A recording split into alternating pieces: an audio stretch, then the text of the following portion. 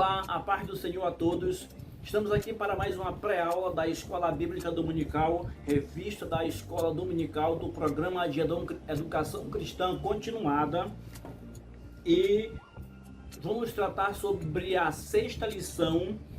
O assunto é o envio dos 70 e o bom samaritano. Lucas 9 e 10. E nós podemos encontrar esses vídeos de dinâmica no canal Ensinador Cristão, do irmão Roberto. Ele é lá de Alagoas, do Nordeste. Ele contribui com a gente também. Nós somos gratos à contribuição dele com dinâmicas para a Escola Bíblica Dominical. E também temos um outro suporte de dinâmicas que é com a irmã Kátia, aqui mesmo de Belém. E ela também trabalha as aplicações, a forma de esclarecer melhor, de deixar tudo mais claro, de facilitar o entendimento do assunto e de forma que pode ser aplicado tanto para adultos quanto para crianças. A nossa lição, como sempre, ela traz objetivos, e o nosso primeiro objetivo é enfatizar a vocação missionária da igreja. Segundo objetivo, compreender que o papel da igreja é pregar em qualquer contexto. Terceiro objetivo, defender e conservar a verdade do evangelho. A nossa lição, ela tem também a verdade prática. O amor a Deus e ao próximo, recomendado por Jesus, só se torna realidade através da evangelização e discipulado que fazemos pelo exemplo de vida complementado com palavras. Veja a importância do viver. O que é mais importante, dizer que está vivendo ou mostrar que está vivendo? O nosso textuário diz assim, Lucas capítulo 10, versículo 27. A isto ele respondeu: amarás o Senhor teu Deus de todo o teu coração, de toda a tua alma, de todas as tuas forças e de todo o teu entendimento, e amarás o teu próximo como a ti mesmo. Mas o nosso primeiro tópico vai falar sobre da Galileia para Jerusalém, sobre os últimos passos de Jesus a caminho da crucificação, os últimos momentos dele, os últimos feitos dele. E o nosso subtópico, primeiro, ele vai tratar sobre os últimos feitos na Galileia, as últimas coisas que Jesus fez na Galileia. Lucas capítulo 9, versículo 51 é a nossa base para esse subtópico. Diz assim: e aconteceu que, ao se completarem os dias em que devia ele ser assunto ao céu, manifestou no semblante a intrépida resolução de ir para Jerusalém. Ele se mostrou no seu semblante, ele se mostrou focado no seu objetivo, na sua ação. E Jesus Cristo, ele sabia qual era a sua missão. Ele sabia a sua missão. E que fique muito claro, ele não morreu, ele não foi vítima de um sistema, como às vezes nós escutamos por aí. Ele não foi literalmente, simplesmente vítima de um sistema. Ele viveu momentos que ele já sabia o que ia acontecer. Ele não morreu porque caiu numa cilada, porque simplesmente foi traído. Que peninha dele, foi traído por Judas. Não. Jesus sabia o que viria, o que ele iria viver aqui, o que ele iria viver aqui, e ele não morreu contra a sua vontade. Ele se entregou. A Bíblia fala isso em vários momentos. Ele se entregou. Por quê? Porque se ele não se entrega, o plano de salvação não seria realizado. Ele veio para que fosse realizado o plano de salvação. Então era necessário que ele se entregasse, que ele morresse. Ele veio sabendo disso. Pergunte para o seu aluno se ele realmente sabe o que é seguir Jesus Cristo. O que significa seguir Jesus? Uma pergunta que você primeiro precisa fazer para você mesmo. Eu fiz para mim essa pergunta. E eu cheguei a observar uns detalhes bem interessantes que eu não tinha enxergado antes com tanta clareza. Então, primeiro você pergunta a você mesmo: você sabe, eu sei o que significa seguir Jesus? Porque isso vai ser muito falado aqui no capítulo 9, principalmente. E depois você pergunta, depois que você raciocinar, pensar sobre isso no dia da aula, da escola dominical, você pergunta para o seu aluno: vocês sabem, cada um de vocês sabe o que significa seguir Jesus? Porque é muito dito isso nos púlpitos das igrejas, é muito falado isso, mas de forma até superficial. Isso não é aprofundado. Então é importante nós, cristãos, termos a compreensão do que realmente é seguir Jesus. Porque é isso que a gente diz que está fazendo. Então a gente tem que entender o que é seguir Jesus, para não ser só mais uma multidão. Indo mais adiante, nós temos que após o retorno dos 12, Jesus realiza seus últimos feitos na região da Galileia. Mas alguém pode perguntar, por que 12? Por que não foram mais de 12 discípulos? Por que não foram menos que 12 discípulos? É muito provável que isso seja uma relação com as 12 tribos de Israel. Eu não estou dizendo teologicamente que essa é a explicação, mas é muito provável, muito dos textos ou do sentido aponta para isso, para que fosse uma referência a cada uma das 12 tribos de Israel. O nosso segundo subtópico, a grande comissão, Lucas capítulo 10, versículo 1. Depois disto, o Senhor designou outros 70 e os enviou de 2 em 2 para que o precedessem em cada cidade e lugar aonde ele estava para ir.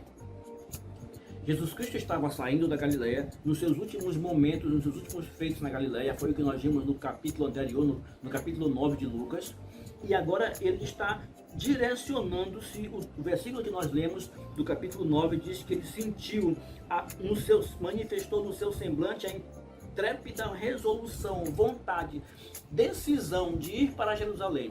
Ele indo para Jerusalém, ele iria para ser crucificado, ele sabia disso. Mas, quando ele está ali, ele resolve fazer uma divisão nos seus discípulos, divisão no sentido de dividi-los para cumprir missões. O que eles iam fazer? O versículo que acabamos de ler, Lucas capítulo 10, versículo 1, vai dizer que ele mandou de 2 em 2 para que fossem nas cidades por onde Jesus iria passar, e nestas cidades eles anunciassem o Evangelho. Outra situação, alguém pode perguntar, e supostamente alguém vai perguntar, porque é uma ideia que, de certo modo, é recorrente para muita gente. Por que 70? Por que 70 discípulos? Se em outros textos, em outro momento, fala de 72. Então, são 70 ou são 72 discípulos que foram enviados? Essa é uma questão, eu diria que essa é uma questão menor. Isso não é questão que vai decidir a vida, decidir o destino do mundo ou da igreja. Isso é uma questão menor, assim como outras questões que estão na Bíblia, são questões menores. Mas a gente pode, há questionamentos ou há alusões dizendo que isso pode se referir-se a Gênesis capítulo 10, quando vai falar sobre as nações da terra, e vai citar 70 povos, 70 nações da terra. Ou, dependendo da tradução que você está lendo, seja ela Almeida, seja ela a Septuaginta, seja ela Almeida ou outra tradução, por exemplo, Bíblia de Jerusalém vai dizer que são 72, uma tradução mais na linha hebraica ou no original hebraico ou no grego, na Septuaginta. Outra tradução vai dizer que são 70, por exemplo, a tradução de Almeida pode estar dizendo que é 70, mas outras podem apontar a 72, mas 70 ou 72, isso não vai mudar nada, porque o que é importante, o que realmente importa é o contexto do acontecido, é o que realmente aconteceu, é o contexto, é o fato em si. E o fato é que Jesus dividiu os seus discípulos em dupla, de 2 em 2, para quê? Para que divulgassem, para que anunciassem as boas novas, para que precedessem Jesus Cristo, para que fosse como que abrindo caminho, para que ele viesse depois anunciando o Evangelho que ele está mostrando, o Evangelho que ele estava anunciando. E é uma forma de dizer que o Evangelho deve ser anunciado de uma forma ou de outra, seja pessoalmente, seja por meios de internet, de ondas de rádio, seja por meio de material impresso, da forma que seja, o Evangelho precisa ser divulgado, as boas novas, esse transformar de vidas precisa ser anunciado a todo mundo. Então não importa se são 70 ou 72, como eu já disse no começo, é uma questão menor, isso não influencia em praticamente nada. O importante é o contexto, e no contexto o fato é que os discípulos foram enviados de 2 em 2 para proclamarem o Evangelho, as boas novas de salvação para o mundo que precisava disso e que precisa. Nós temos ainda uma outra situação que a gente pode observar aqui, é que o Evangelho é para todo mundo. O Evangelho é para todo mundo, para todas as classes, para todas as cores, para todas as etnias, para todos os lugares do mundo, para todo mundo. A salvação está aí sendo divulgada para o mundo inteiro.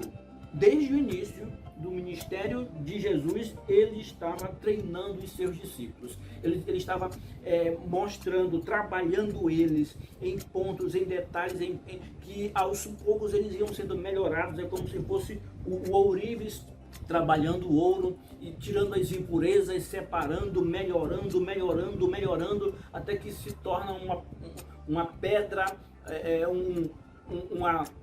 uma arte extraordinária, muito bonita, que é o ponto onde tem que chegar. Muito útil para o resultado do trabalho que ele está investindo, que ele está fazendo. No caso aqui, útil para fazer a obra, útil para a sociedade, útil para desenvolver o reino de Deus.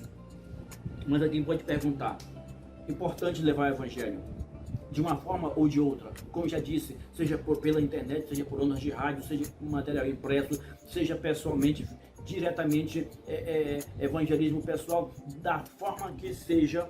Inicialmente eu diria que de 3 formas é possível fazer parte desse chamado missionário.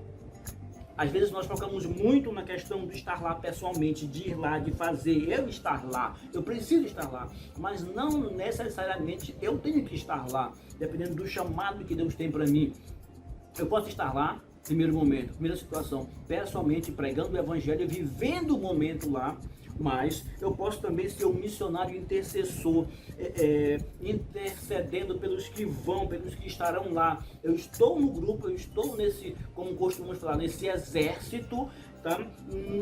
Dando um suporte, vamos dizer assim, de artilharia, cobrindo, protegendo com oração aqueles que estão lá na frente, no campo de batalha, na infantaria, lutando diretamente, se esforçando para ganhar almas, para vencer, resgatar vidas das mãos do inimigo. Outra situação é cooperando, contribuindo, procurando prover o sustento para os que estão lá.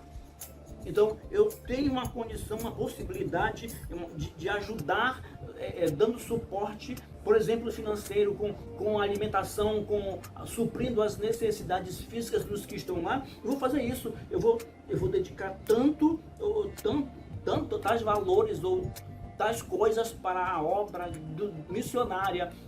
Vale tanto quanto eu estando lá, fazendo o serviço diretamente. Nosso terceiro subtópico vai tratar sobre trabalhadores da seara. Lucas capítulo 10, versículo 2 diz assim: E ele lhes fez a seguinte advertência: A seara é grande, mas os trabalhadores são poucos. Rogai, pois, ao Senhor da seara que mande trabalhadores para a sua seara.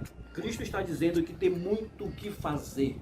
Tem muita obra para ser realizada, tem muita gente para ser alcançada, tem muitas almas para serem resgatadas, tem muito a ser feito, tem muito trabalho, a seara é muito grande, tem muita colheita a ser feita, tem pouca gente para trabalhar, tem pouca gente para se envolver na obra, dando suporte na obra, fisicamente até, materialmente.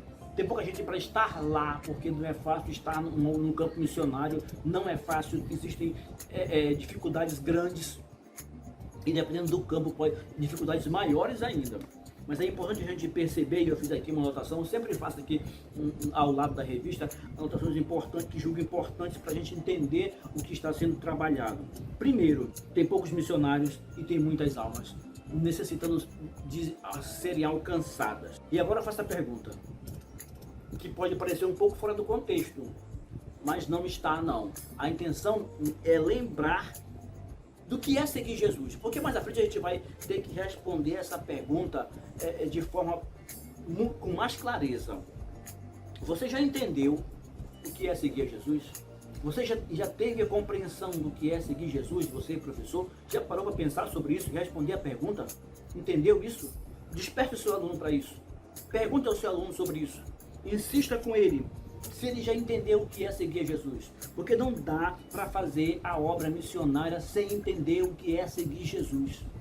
Não dá para entender a necessidade das almas, o quanto elas precisam de salvação, se eu não entender o que é seguir Jesus.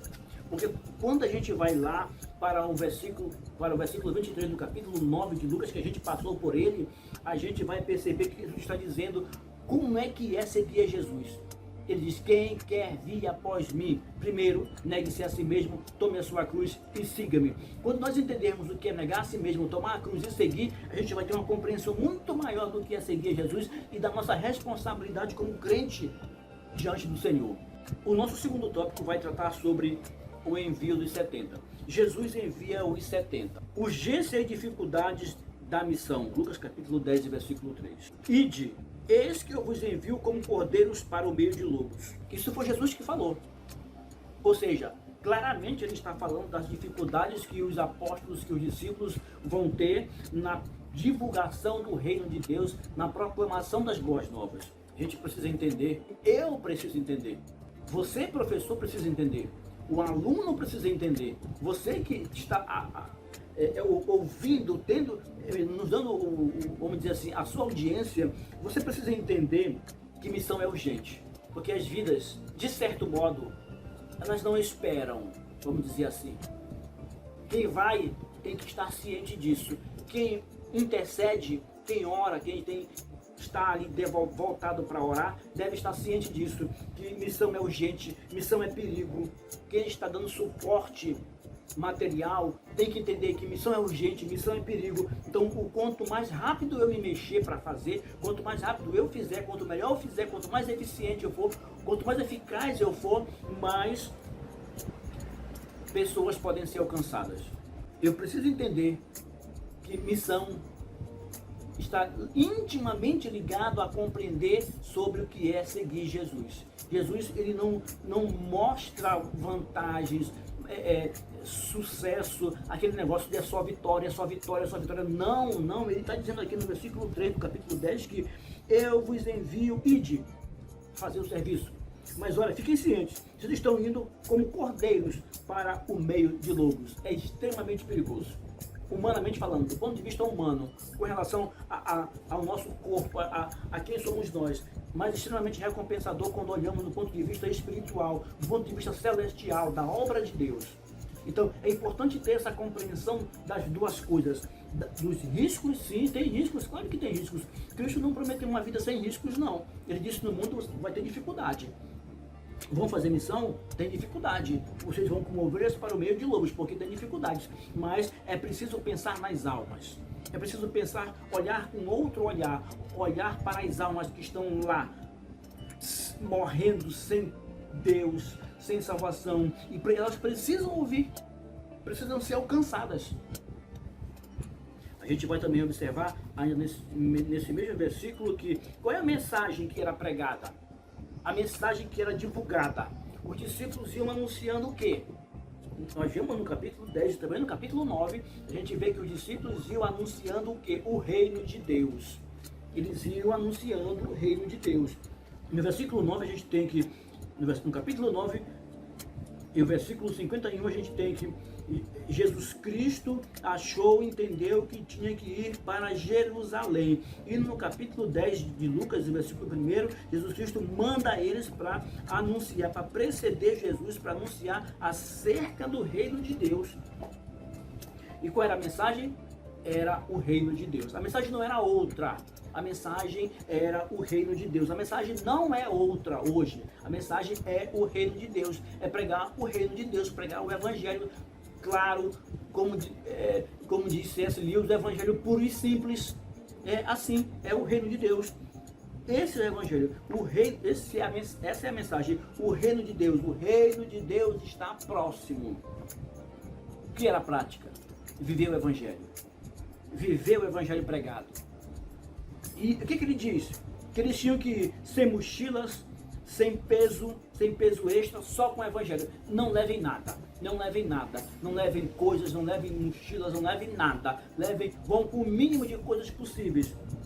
Deixem tudo, se desprendam de tudo. Deixem tudo que não for necessário. Se desprendam de todas as coisas que podem pesar na vida de vocês. Abram mão de tudo quanto pode atrapalhar, dificultar a pregação do evangelho. O que é que pode dificultar de pregar o evangelho, de viver o evangelho? Porque o evangelho não devia ser só pregado, mas tinha que ser vivido. Tinha e tem, para aquele tempo e para hoje. E era preciso deixar, era preciso abrir mão, deixar tudo que fosse impedimento na pregação, na divulgação do reino de Deus, do Evangelho. Isso é fundamental na vida do pregador, na vida do missionário, na vida do crente de forma geral, em qualquer aspecto, independente de ser pregador, oficial, como se costuma dizer, de ser só aquele que fica no banco, que não tem um cargo. Não, isso não é a questão. É a vida cristã, pregar o Evangelho com a vida cristã, vivendo a vida cristã autêntica, verdadeira. E olha, dá trabalho. Tem que abrir mão de coisas.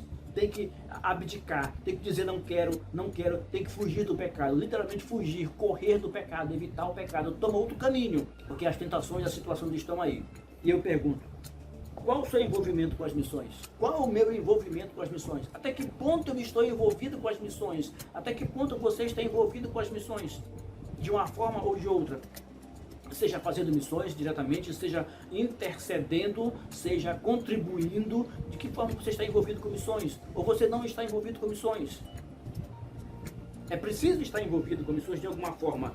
É preciso estar envolvido, porque eu preciso entender que seguir a Cristo exige de mim seguir os passos dele, e os passos de Cristo eram passos missionários, passos de quem fazia missão, de quem levava as boas novas, levava, vivia e mostrava, exemplificava. Tem uma coisa que é fundamental e que precisamos entender, que é o plano de salvação. Não dá para fazer missão, ou melhor, é difícil fazer missão com responsabilidade se eu não entendo o plano de salvação. Eu preciso entender, todo cristão precisa entender o plano de salvação e entender como o ser humano estava, o trabalho do Espírito Santo regenerando, nós sendo alcançados pelo Espírito Santo, pela graça, pelo plano de salvação, nós sendo justificados por Deus quando aceitamos, quando dizemos sim, e do processo de justificação agora somos feitos filhos de Deus e agora vamos viver uma vida de santificação. Então estávamos no pecado deixado por Adão, o Espírito Santo nos regenera, nós conseguimos entender que precisamos de salvação, aceitamos o plano de salvação, somos justificados, recebemos a salvação. E agora nós temos que entrar, viver o processo de santificação. Todo cristão tem que entender isso. Isso é fundamental. Quando nós não entendemos isso, nós não conseguimos viver uma vida correta, uma vida com entendimento acerca do que é o céu, do que é salvação, do que é o outro, de quem é o meu próximo, do que eu tenho que fazer pelo outro, de que eu tenho que levar aquilo que foi bom para mim, levar para outro também. E viver o Evangelho de forma digna, correta. Nosso próximo subtópico, ele vai tratar sobre a autoridade e atitude dos enviados. Lucas capítulo 10, versículo 16. Ele vai dizer assim: quem vos der ouvidos, ouve-me a mim, e quem vos rejeitar a mim, me rejeita. Quem, porém, me rejeitar, rejeita aquele que me enviou. Quem ouvisse os discípulos estava ouvindo Jesus. Quem rejeitasse, estava rejeitando Jesus. E quem rejeitava Jesus, rejeita Jesus, está rejeitando aquele que enviou. Quem enviou Jesus? O próprio Deus. Aquele que planejou, aquele que arquitetou o plano de salvação.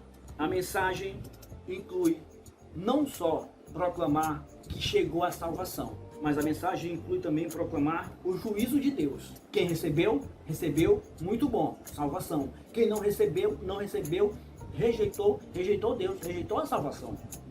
É juízo de Deus. Só existem duas situações: salvação e perdição. Ou eu sou salvo, ou eu sou perdido. Ou eu estou salvo, ou eu estou perdido. Ou meu caminho é o céu, ou meu caminho é o inferno. A Bíblia só traz duas possibilidades, duas situações. Não traz uma terceira opção, uma terceira via. Não tem terceira via na Bíblia. Não tem. A gente tem que entender, e eu já acabei de falar, que se alguém rejeitar o Evangelho, isso não é motivo para mudar o Evangelho. Porque eles não aceitaram, o Evangelho parecia ser muito duro, esse Evangelho que está sendo pregado, ele é muito duro, ele é muito difícil de aceitar, não dá, ele está me confrontando demais, ele está machucando demais, ele é agressivo demais. Não, ele não é agressivo, ele mostra a realidade, ele confronta o pecado, a prática do homem, o seu lado obscuro, dominado pelo inimigo, pelo mundo. pelo pecado. E o salário do pecado é a morte. Ele está mostrando, você vai morrer, você é escravo do pecado. Você precisa mudar de Senhor. Você tem que sair, deixar de ser servo do Senhor pecado para ser servo do Senhor Deus. E eu faço aqui uma analogia. Você precisa sair da fazenda perdição para a fazenda salvação. Está trabalhando na fazenda perdição, onde o salário do pecado é a morte, o seu dono, o seu patrão, o seu dono, o seu senhor é o pecado, ele paga com morte. Você precisa agora sair dessa fazenda perdição para ir para a fazenda salvação. Isso é uma analogia, tá? Para a fazenda salvação, onde o dono, o Senhor é Deus, é aquele que lhe ama e ele não paga com morte, ele paga com vida eterna. O dom gratuito de Deus é a vida eterna. É preciso anunciar isso, é preciso dizer isso. Às vezes só dizemos as coisas, a parte boa, digamos assim, do Evangelho, a parte que todo mundo quer ouvir, que soa bem aos ouvidos, mas é importante dizer que existe também o juízo. Preciso pregar o juízo também. Quando nós não pregamos o juízo, nós estamos comprometendo a nossa prática de vida cristã. E nós não podemos mudar o Evangelho, tornar o Evangelho mais adocicado, água com açúcar, porque alguém está achando ruim, ou porque eu penso que alguém vai achar ruim, não vai gostar do Evangelho do jeito que ele é. Não, ele é assim e ele é assim, simplesmente assim. É importante também observar que, independente do que alguém possa pensar, de que a graça seja resistível ou a graça seja irresistível, independente de que tenha eleição, não tenha eleição, independente disso, eu diria até que, de certo modo, são questões menores, por mais estranho que pareça. O Evangelho não pode ser mudado. O Evangelho tem que ser o mesmo. Quer alguém pregue graça irresistível, quer alguém pregue que tem eleição ou que não tem eleição, não importa. O Evangelho tem que ser o mesmo. O Evangelho tem que dizer que ele é juízo. Ele vem para a salvação, mas ele também tem juízo. Isso não pode ser descartado do Evangelho. O Evangelho não pode ser mudado. Vamos ao nosso próximo tópico, ou subtópico, que é o subtópico 3, que vai tratar exatamente sobre a missão cumprida com alegria. A gente pode observar aqui em Lucas capítulo 10, versículo 17, o seguinte: então regressaram os 70 possuídos de alegria, dizendo: Senhor, os próprios demônios se submetem pelo teu nome, se nos submetem pelo teu nome. E eles estavam felizes demais, alegres. Senhor, olha o que aconteceu, foi uma missão de sucesso, deu tudo certo, foi tudo muito bom, as pessoas foram libertas, os doentes foram curados, os demônios foram expulsos, foi só sucesso, foi tudo muito bom. E Jesus diz assim: calma, vocês estão alegres por isso? Vocês estão alegres porque os demônios foram expulsos, as pessoas foram libertas? Vocês estão alegres porque as pessoas foram curadas? Isso é bom, sim, não deixa de ser bom. Mas vocês precisam estar alegres porque pessoas foram salvas, porque pessoas foram alcançadas, porque tem gente com o nome escrito no céu, porque tem gente com salvação, porque pessoas aceitaram o Evangelho, não apenas foram curadas, não apenas foram libertas dos demônios, da ação do demônio, mas pessoas foram salvas, foram alcançadas pelo Evangelho e aceitaram, abraçaram. Deus as chamou, Deus as escolheu, Deus as tirou de onde estava, por meio do Evangelho. Isso é o motivo de satisfação maior. Almas ganhas, almas salvas, e não simplesmente curas ou libertações. E aqui vem uma pergunta interessante para nós hoje. Essa pergunta eu considero uma excelente pergunta para cada um de nós, para eu me fazer, para você, professor, se fazer e digerir ela, mastigar ela, pensar nessa pergunta e passar para o seu aluno também essa pergunta, porque ela é fundamental. Ela vem até, de certo modo, bater de frente com muito do que a gente escuta hoje e até pensa. Você, na condição de crente, de cristão, qual é o motivo da sua alegria? Você que está na igreja, domingo, quarta, sexta, ou domingo, segunda, terça, quarta, quinta, sexta, sábado, qual é o motivo da sua alegria? Você está alegre porque foi curado? Porque Jesus cura? Você está alegre porque as pessoas são libertas da ação do inimigo? Ou você fica alegre quando tem salvação, quando alguém aceita Cristo? Normalmente as pessoas eu diria normalmente porque isso é de certo modo comum, muita gente fica muito mais satisfeito, feliz, exultante quando alguém fica curado. Isso não é que seja ruim, é bom sim. Quando alguém, um demônio é expulso, uma situação parecida, mas não demonstra tanta satisfação quando alguém aceita Cristo, quando alguém diz sim para o Senhor, quando alguém diz assim, reconhece a sua condição de pecador e diz, eu quero viver uma vida diferente. Os discípulos estavam assim, satisfeitos com as coisas que aparentemente satisfaziam as vontades, os interesses de quem está aqui na terra. Mas o foco não era esse, o foco era voltar-se para o nome escrito no céu, para a salvação, para pessoas que eram salvas, alcançadas pelo Evangelho. Essa era a missão dos 70, essa era a missão dos 12, essa é a nossa missão. De alguma forma, nós proclamarmos o Evangelho para outras pessoas, com a nossa vida, com palavras, dando suporte para quem está fazendo. De alguma forma, estamos envolvidos em obras missionárias, em missão, é alcançar pessoas. Então essa pergunta é fundamental para que pensamos nela, para que analisemos e assim possamos concluir o que realmente queremos para a nossa vida, como realmente vemos a vida cristã. Nosso terceiro tópico, que é o último tópico, então, o bom samaritano e visita a Marta e Maria. O capítulo 10, versículo 29 vai dizer, falando sobre o primeiro subtópico, quem é o meu próximo? Ele, porém, querendo justificar-se, perguntou a Jesus, quem é o meu próximo? E aqui a gente tem está na questão do bom samaritano. Alguém religioso pergunta, coloca uma questão para Jesus lá, para saber, dizendo que ele, bom mestre, que farei para herdar a vida eterna? E Jesus Cristo vai naquela conversa que você já sabe como é que é, aquele diálogo que você já conhece. Jesus Cristo vai dizer, ama o teu próximo como a ti mesmo, e além de outras coisas, só para a gente resumir. E o religioso vai dizer, mas quem é meu próximo? É claro que era uma pergunta capciosa, uma pergunta que tinha a intenção de enrolar Jesus, digamos assim. Quem é meu próximo? Aí Jesus vai contar uma historinha para eles. Eu digo historinha, forma de falar. Vou contar uma história para eles. Aí vai dizer, subia, descia de Jerusalém para Jericó, um homem, e esse homem ele foi assaltado e bateram nele, e ele ficou como que semi-morto, jogado na estrada, cheio de hematomas, de feridas, todo quebrado. E aí passa por ali um sacerdote, passa por ali um levita e passa por ali um samaritano.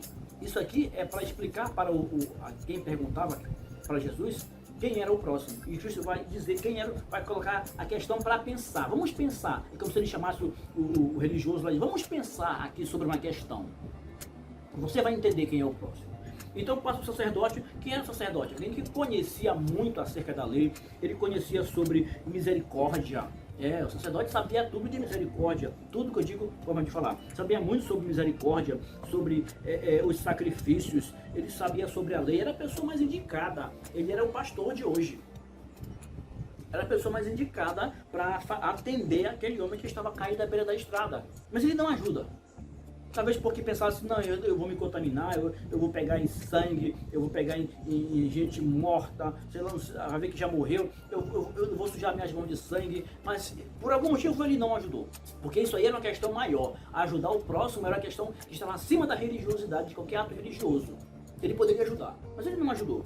Depois passa o levita, que era como se fosse uma espécie de auxiliar do sacerdote, né? Ele que estava envolvido na administração, nos trabalhos religiosos também, era outro religioso.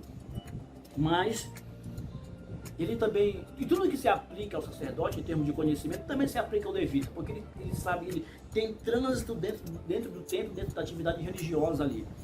Mas também ele não ajuda. Ele não ajuda. Éramos mais indicados para ajudar.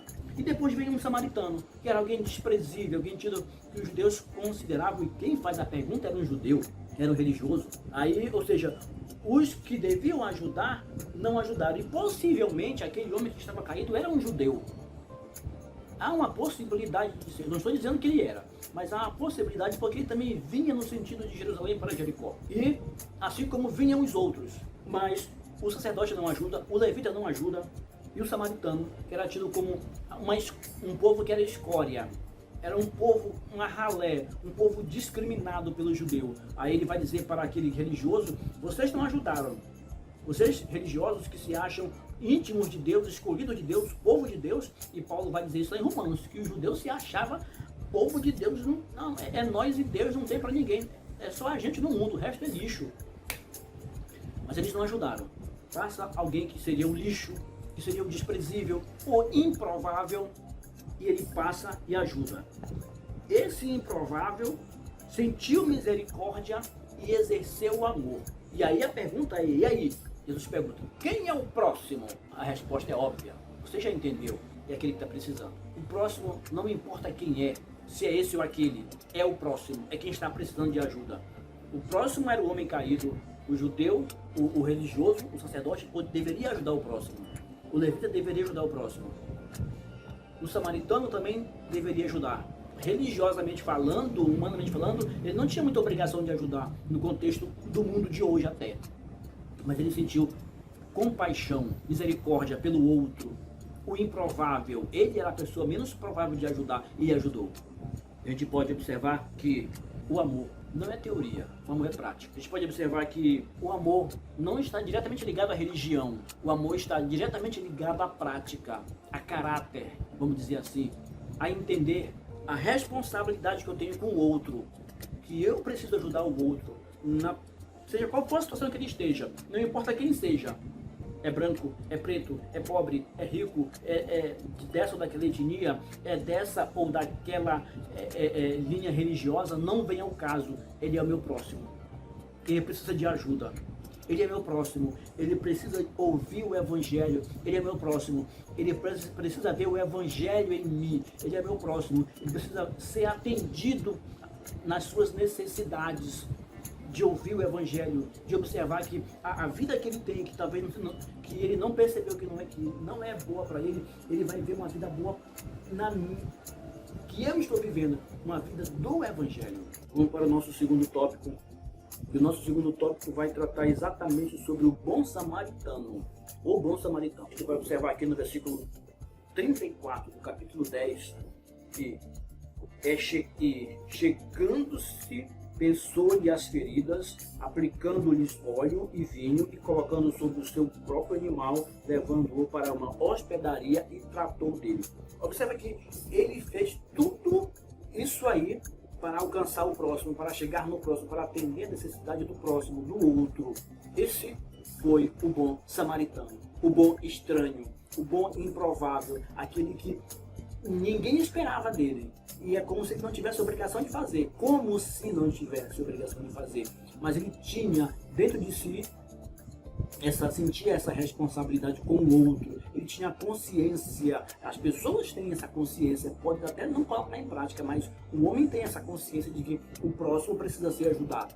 Nesse nosso subtópico nós temos: o improvável cuidou do adversário ferido, pôs sobre o animal, levou para a hospedaria, pagou pelo serviço, e melhor que falar de amor, importante isso, melhor que ele falar de amor, ele mostrou, ele viveu o amor. A salvação é o motivo de expressarmos o amor. Por que eu digo isso?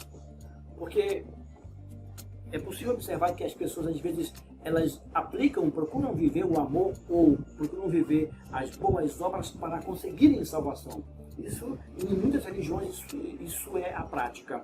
Mas, no nosso caso, no caso cristão, você que conhece a Cristo, que vive uma vida cristã, você vive o amor, porque você é salvo.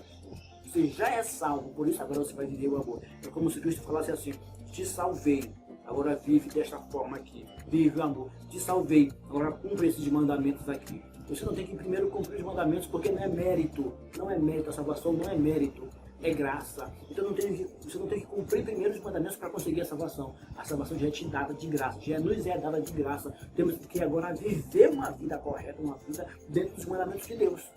É o contrário, é o inverso do que é visto por aí. Aliás, um ponto ainda interessante sobre esse segundo tópico do bom samaritano eu coloquei aqui: não troque o amor pelo rito religioso. É muito comum trocar uma vida de amor pelo próximo, se apegar a ritos religiosos e esquecer que tem que viver um amor, uma vida cristã com amor ao próximo. E quando eu falo de amor, fundamentalmente estou falando de levar o Evangelho a essa pessoa, as boas novas, viver uma vida digna de quem é cristão, de quem é crente. Dá trabalho? Dá, mas é totalmente possível. Jesus Cristo não diria uma coisa que não é possível fazer. Nosso terceiro subtópico, que é o final, vai dizer a escolha de Marta e de Maria. Lucas capítulo 10, versículo 42. Maria, pois, escolheu a boa parte, e esta não será tirada. Lucas é um evangelista que destaca muito a importância, o papel da mulher. Ele mostra muito, põe muito em evidência a mulher no seu evangelho. A gente pode observar que, às vezes, nós achamos que Deus está mais interessado em nosso trabalho do que em nossa relação com Ele. Talvez Marta tivesse esse pensamento, não que Marta fosse uma pecadora, uma perdida, porque ela não estava lá com Jesus. Não dá para discriminar, pisar em Marta, jogar para fora do redil, do meio das ovelhas. Não dá para fazer isso. O que ela faz acontece com muita gente, com muito crente, e crentes bons, mas pensam dessa forma ainda. É porque não expandiu a ideia, os pensamentos com relação a algumas coisas, não compreendeu, mas ainda vai compreender. Então, às vezes, ela estava muito preocupada em fazer uma boa recepção para Cristo, um trabalho bom para Ele, atender Ele ali, dar uma boa comida, uma boa estada na casa dela, tratar Ele bem. Isso não é ruim. E Maria estava lá ouvindo Ele, aprendendo com Ele. E ela disse: Senhor, diz para Maria vir me ajudar aqui, porque não dá, tá só eu trabalhando, ela precisa me ajudar. Depois a gente vai aí para te ouvir. E ele diz: Marta, te acalma. Maria escolheu a boa parte, a parte de ouvir o Evangelho. Satisfazer a alma, encher o coração, o lado espiritual é importantíssimo. De certo modo, em algumas circunstâncias, até mais importante que o lado material. Então deixa ela ouvir aqui. Eu também poderia estar ouvindo aqui. Isso não está no texto bíblico, mas eu estou aqui colocando mais como se estivesse dizendo isso. Porque, como eu disse no começo, às vezes nós pensamos, no começo do subtópico, às vezes nós achamos que Deus está muito mais interessado naquilo que fazemos, e nos doamos na obra de Deus, fazemos isso, fazemos aquilo, fazemos isso, fazemos aquilo, fazemos isso, fazemos aquilo, fazemos tudo, mas esquecemos da nossa relação com Ele, nossa vivência com Ele, nossa intimidade com Ele. Nós somos muita ação, muita prática e pouca intimidade. Isso acontece com muita gente na igreja, muita gente perde essa linha de equilíbrio de ação e vivência, de trabalhar para o Senhor e se envolver com o Senhor. E o trabalho fica lá em cima e a relação fica lá embaixo, mas é preciso que haja um equilíbrio, desenvolver a obra de Deus, o trabalho de Deus, seja lá como for, e ter uma relação com Ele, um relacionamento com Ele. Isso é fundamental para mim. Isso aqui esse texto foi fundamental para mim, para eu observar algumas coisas, e assim como eu sei que será para você também e para o seu aluno, quando você despertar isso para ele, isso nele. Jesus tem interesse no que você é, não no que você faz. Eu notei aqui. A vida com Deus é melhor que vida para Deus. Uma vida com Deus é melhor que uma vida para Deus. Minha vida está para Deus, está dedicada ao Senhor, mas eu tenho uma vida com Ele. Pensar nisso. Eu tenho uma vida com Ele. A aplicação pessoal diz assim: o exemplo deixado por Jesus nos impulsiona a cumprir nossa missão de compartilhar o Evangelho com palavras e com atitudes, sem desistir, mesmo diante dos que nos rejeitam. Então, o exemplo deixado por Jesus diz: Ele nos impulsiona, Ele nos põe para frente. Para quê? Para cumprir a missão, para a missão de compartilhar o Evangelho com palavras, com atitudes. Bom samaritano. Viver o Evangelho na prática, levar a ajuda física para o outro, mas levar a vida espiritual, levar o Evangelho para todo mundo, inclusive para quem está caído na rua, que parece que não precisa do Evangelho, porque já está no fim, não tem mais jeito. Tem sim, ele está caído lá, quase morto, mas ele precisa ouvir o Evangelho, ele precisa ser tratado, precisa ser levado para a hospedaria, precisa ser curado das suas feridas, sejam elas físicas ou espirituais, ou as duas. Todos precisam ouvir o Evangelho. O exemplo de Jesus nos põe para frente. Dizer: olha, o Evangelho não é só teoria, é prática. O amor tem que ser não só pregado, mas tem que ser vivido. Essa é a vida correta que ele diz para a gente. Obrigado pela sua audiência. Que esta pré-aula tenha sido fundamental para você, ajude bastante você. Esse é o nosso objetivo, o objetivo deste canal, sempre trazer o melhor para dar suporte a você, professor, na escola dominical. Se tiver alguma dúvida, pode perguntar aqui. Se soubermos, a gente vai procurar saber, se não souber, para lhe atender, para lhe responder. Muito obrigado, continue com a gente, obrigado pela audiência.